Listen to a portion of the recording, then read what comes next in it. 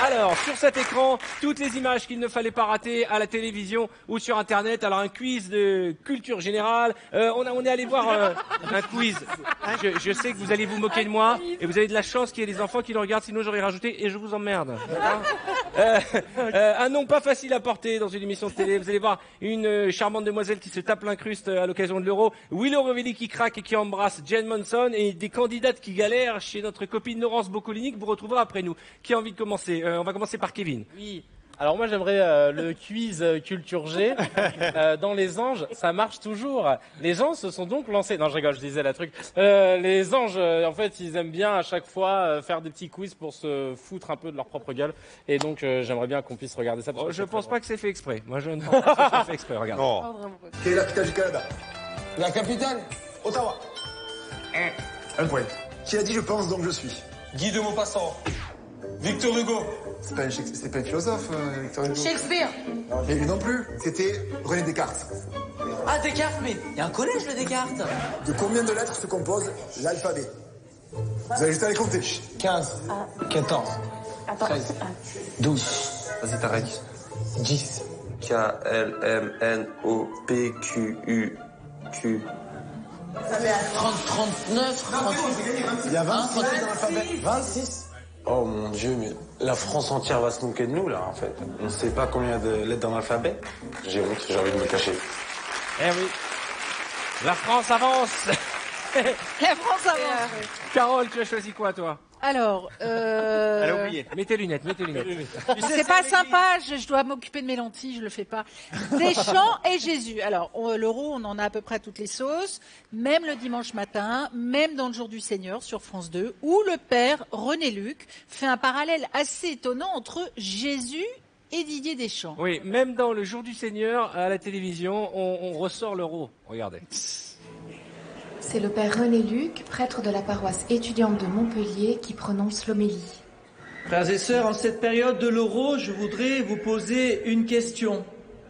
Est-ce que vous connaissez Didier Deschamps? Je vois que la plupart acquiescent. Vous savez tous que c'est le sélectionneur de l'équipe de France.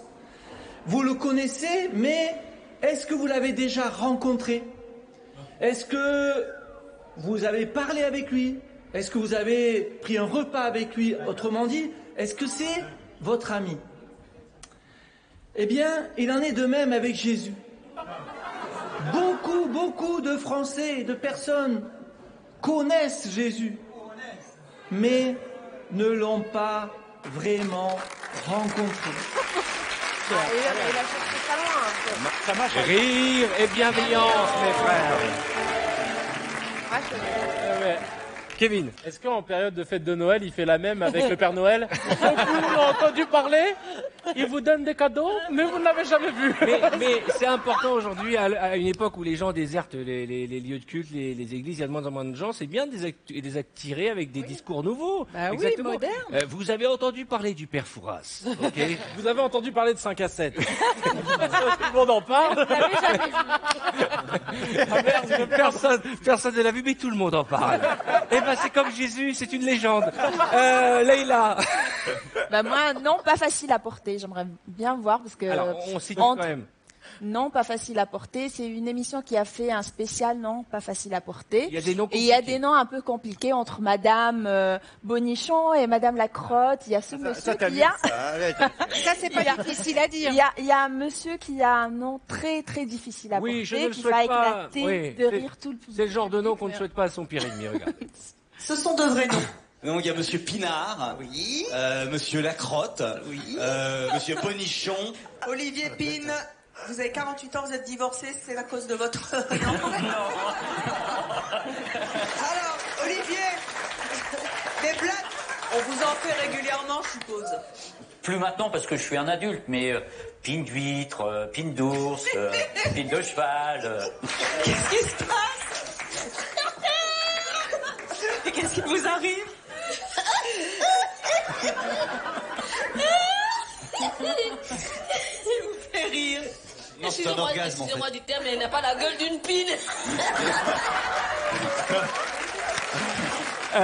Est-ce que plus jeune ou encore aujourd'hui, vous avez des surnoms? Gilles, c'est quoi ton surnom? Non, Gilou, Gigi la planchette. Pourquoi? La planchette? Pourquoi la planchette? Parce que j'ai joué au rugby et je mettais des planchettes aux mecs, je les dézinguais. Ok. Gigi la Est-ce que, planchette. Julien, vous avez un surnom, un nickname? Un surnom? Pourquoi de Français m'appelle Juju? Juju, la planchette. Perrette? La Perrette? La Perrette. La Perrette, c'est plutôt une copine de... Le Perrette, peut-être. J'allais en balancer, mais il y a eu un filtre à un moment. Non, ne te fâche pas avec Beaugrand. Qui a des surnoms? Qui a des surnoms? Arthur? Moi, à l'école, on m'appelait « Hey, rends-moi mon goûter ».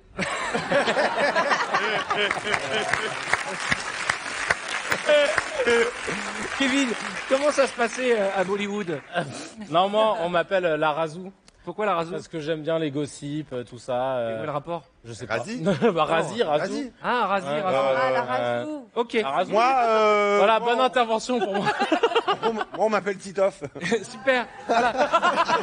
Non, mais il y a des moments, il faut pas que je vous lance. On va parler avec Charlotte. Alors, Charlotte, toi, tu as trouvé une candidate dans Money Drop qui est assez hallucinante. Bah en fait, elle va se retrouver face à plusieurs choix de questions dans Money Drop et elle va absolument pas savoir s'en sortir et elle va pas comprendre en fait les jeux de mots qu'il va y avoir dans les réponses. Alors elles sont deux. Hein. Alors je sais pas si c'est elles deux sont sœurs. deux, ouais. Elles sont deux. Je sais pas si elles sont sœurs, non moi non plus. Je sais pas si elles vont le dire, mais en fait elles vont pas comprendre les jeux de mots dans les réponses dans Money Drop et elles vont être à fond, elles vont insister et c'est très drôle. Oh, ils comprennent pas les jeux de mots. Il y a pas que dans Money Drop qu'on les comprend pas. Regardez, Kevin et Titoff, ils viennent nous faire un festival. Regardez les images. Quel est le nom officiel de la tenue portée pour pratiquer le judo en compétition? Bah, jus d'orange, le jus d'orange. Non, oui, mais ça me que le J se prononce à la fin. Hein. Jus d'orange. Le jus d'orange. Judoji. Judoji ou jus d'eau. Pour moi, par exemple, judo, ça ne me parle pas du tout. Pour moi, c'est entre judorant et judoji. Judorant. Non, moi ça me parle. C'est vrai? Mais d'où ça te parle? Enfin, tu l'as entendu où? Où? Quand? Comment?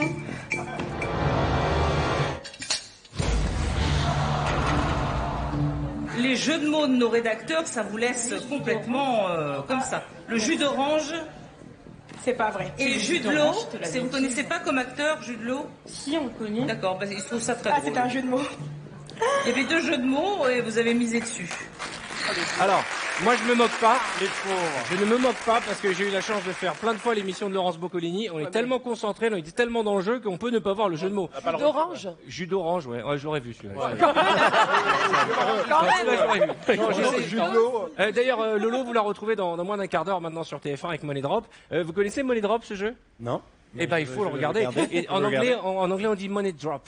Ah, j'ai vu Money Drop en Angleterre. Artus, tu as choisi une image. Oui, moi c'est dans une fan zone où voilà, les journalistes posent un peu des questions à chaque fois sur ce que les gens en pensent du match. Et là, il y a une dame qui donne son opinion sur le match, mais à la fin, elle a quand même un petit message à faire passer, c'est un peu engagé. Voilà. Ah ouais, tout est bon dans le jambon. Quoi? Il y a une super ambiance, on y a cru, franchement, Payet a failli marquer. Mais j'aurais aussi un petit message à faire passer parce qu'il se passe des choses en ce moment dans ce pays. Attendez madame, ça sera pas pour nous. Alors ça on va passer. Alors mademoiselle, nous on n'est pas là pour faire de votre publicité. Jeune homme, on va parler de football. Désolé Darren, ça c'est les aléas du direct. Et ce qui est mignon, c'est le jeune homme qui est complètement tétanisé. Il se dit déjà qu'il n'est pas en bleu, blanc, rouge derrière. Il assiste à la scène, il est complètement tétanisé là. Regardez lui, il se dit mais qu'est-ce qui se passe? Qu'est-ce qui se passe? Il se passe un truc. Il est comme ça, il est tout stressé. Alors Arthur, sachez que moi je la connais, c'est une ancienne prompteuse qui travaille à Canal+. Elle est pas à son premier coup d'essai. Elle était intervenue dans des plateaux télé déjà pour manifester contre la loi travail et notamment sur la question des intermittents. Donc elle est au taquet. Vérifiez votre prompteuse quand même parce que on sait jamais. Elle est peut-être en révolte là ce soir. Il y a Charlotte qui a une anecdote sur les fan zones et quelqu'un qui a fait rentrer un fumigène. Ah oui, c'est moi qui te l'ai envoyé. Oui, en plus c'est Christophe il y a que Christophe qui peut m'envoyer ça par message. Je suis au travail, il m'envoie un SMS et il m'envoie un fumigène et rentrer dans une fan zone à Nice. Le monsieur l'avait mis dans son rectum. Voilà, donc il y a que Christophe. C'est intéressant de raconter ça. Ce qui est bien, c'est que si cette anecdote a été racontée et même si c'est une vraie info, c'est une vraie info. C'était Il y a eu des BFM. blessés. Ah bah si c'est passé sur BFM.